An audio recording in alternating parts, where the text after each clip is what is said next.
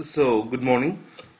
Sorry for the delay in posting this video, and I was traveling from Hyderabad to Delhi. So, now let's discuss some issues related to the 4th May newspaper over here. The first thing is, it is related to the war in Yemen. Let us try to talk something about. What is this article is providing is, what is the history of the crisis in Yemen? And the second thing is, what is the role played by the Saudi Arabia and Iran over there? And the third thing which we are talking about is this. We are discussing something, what is the way out or what is the solution out of it. So these are the three things mainly covered in this particular article. Let us see this mind map. So the first part of this mind map talks about the history. Now if you see till 1960s, the entire Yemen administration is dominated by Shia Imams. So there are two sects in Shias. One is Zaidi Shias and next are Houthis. So these are the two Shia sects. The Zaidi Shias ruled the country, almost for the entire period. Now, so in 1960s, these particular Imams were replaced by a military ruler. His name is Abdullah Salal. And the continuation of this lineage was the Abdullah Saleh. And this Abdullah Saleh was replaced as a president in Arab Spring during 2011. Now, who are the warring factions? When in the 2011, when he is being replaced, the Houthis, they are not being given a representation in this particular post-Arab Spring scenario. So, the disposed Saleh and Houthis who are not given the representation, on one side they are fighting against the state, that is the president, that is Mansur Ali Hadi. Now the Saleh being the previous president and a military commander, he has control and sympathizers in the military.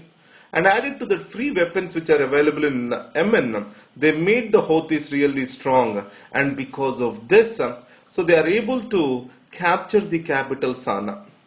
Now, this particular disposed leader, that is Mr. Mansur Ali Hadi, he is supported by Saudi Arabia.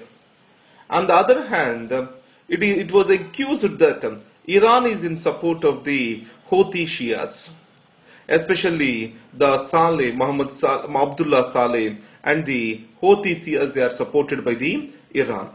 So now, the fight is between Houthi rebels who are supported by Mr. Saleh, the deposed president in the Arab Spring, versus the government of the day, especially represented by Mr. Hadi, Mansur Ali Hadi. This is what is the history of the Saudi Arabian war.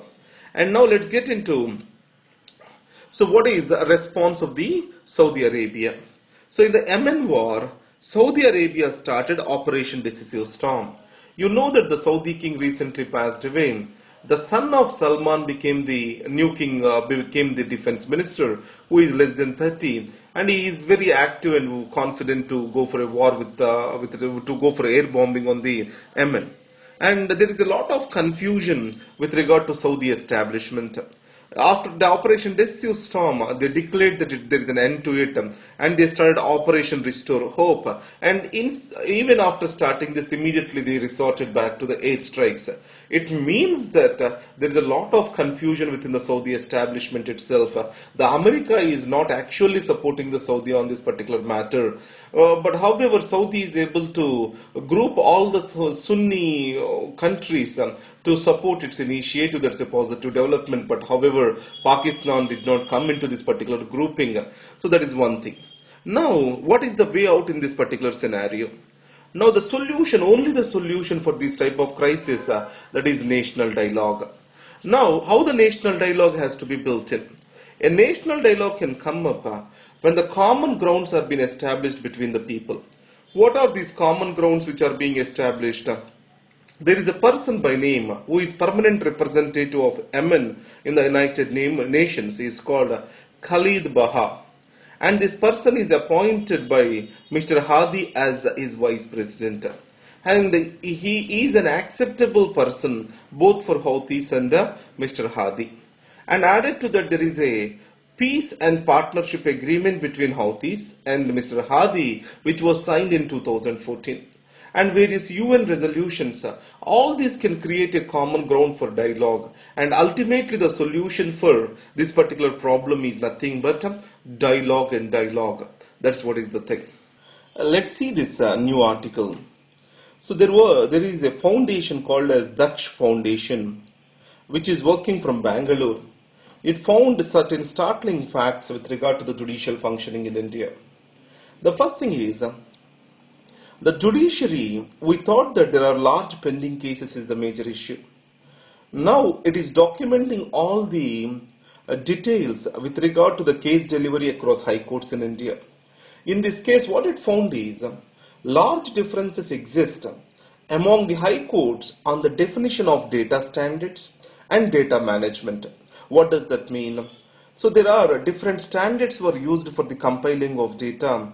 There is no uniformity across the country in spite of the law enforcement and laws are uniformly implemented throughout the nation. And the second thing is, more than 1/4 of the cases, they are existing still at the admission stage. They are stuck at the admission stage. This present rule of law, this is what project name is called as the rule of law project. What is its ultimate help is going to be. So, what are the processes which are leading to the delay? So we can identify this process and improve the efficiency of functioning of the court system in India. So we can use this particular Daksh Foundation report as an supportive statement, supportive document to our statement in the examination. So pending of cases. So in a recent statement by Daksh Foundation, this is what is found, or this is what is been told. You can tell in such a way. And next is, I found a very good conclusion for the judicial activism in India. So what this article says is, Mr. Joseph Kurian, Justice Joseph Kurian, he says, judicial activism is the duty of the judiciary against legislative adventurism and executive excuses or executive excesses. Now, if you observe carefully, we have fundamental rights, but the social rights, though they are there, they are not being enforced by the judiciary. They cannot be enforced. Now, in this case, the social rights became the part of the fundamental rights. That is liberal interpretation of the Article 21, etc. Everything was possible because of the judicial activism. And the second thing is, the judicial activism in India has led to the midday meal program, the Food Security Act, etc. Now, what is the major complaint about the judicial activism? It is disturbing the separation of the powers. Now, for this, Justice Kurian, what he says is this. In India, the separation of powers is only partial but not complete. And judiciary as an institution has the right for the final interpretation of the constitution. So in this particular circumstances, the judicial activism flows from the judicial review itself.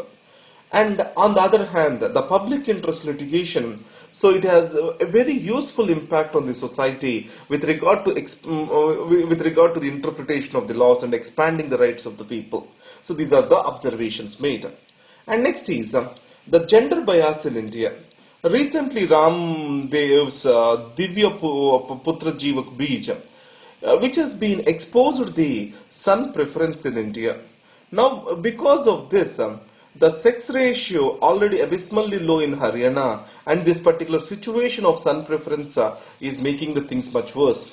Though it is politicized, the underlying implications of this, what we are supposed to look at is, in India, there are many alternative medicines which are available.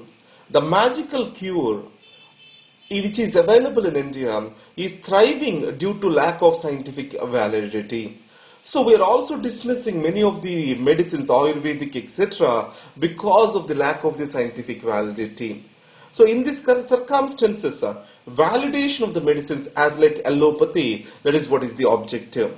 So it means a scientific validation is need to be undertaken. Without this validation, there is a good scope for the people getting cheated and under the blind faith.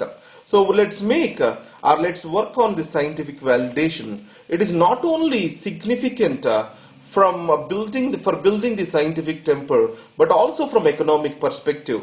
If you can patent the ancient knowledge which is existing in the society, it can be an economic built up, it can help the economic built up of the country. And the next thing is the smoking. Recently, with regard to the pictorials, what it has been said is there is no valid proof or India-based case studies that smoking is leading to increased death in India. Now, in this case, what has been said is there is a study conducted by University of Maryland and National Council of Applied Economics. So, what this study says is the smoking in India is high among illiterates, lower income groups, and that is lower socio-economic strata. And there is definitely an increased incidence of mortality and morbidity from the smoking in India too. So it means, so there is a scientific validity between connecting the smoking and the increased incidence of the death in India too. So these are the various articles today which are important. Thank you very much.